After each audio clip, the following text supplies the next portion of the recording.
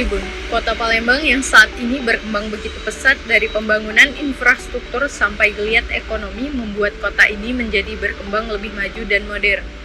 Berbicara tentang infrastruktur, kawasan Keramasan Musi 2 Palembang mengalami peningkatan preservasi dan di masa yang akan datang kawasan ini diprediksi akan mengalami kemajuan yang pesat dan menjadi prime mover kawasan Keramasan Musi 2 Palembang. Di Jalan Singadikane itu, kalau jalan tol sudah jadi, maka arteri primernya kan pindah ke jalan tol. Truk-truk besar, tronton akan lewat situ. Dan ketika terminal Karyajaya dimungkinkan, maka itu parkir truk akan di situ. Jadi truk-truk besar akan tukar ke truk kecil masuk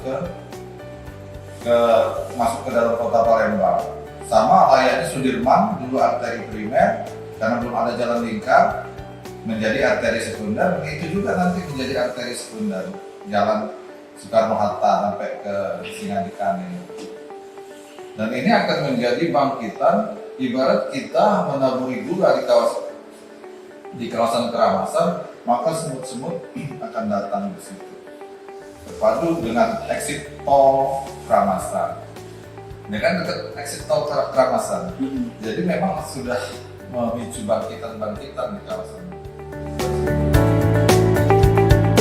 Apalagi kawasan ini sudah dibangun properti dari Citraland Palembang yang memiliki reputasi sangat baik di tingkat nasional. Dan di masa yang akan datang, kawasan ini dibuat menjadi kota mandiri karena akan dibangunnya beberapa sarana dan fasilitas publik seperti sekolah, mal, tempat ibadah, hotel, waterpark, perkantoran, dan rumah sakit.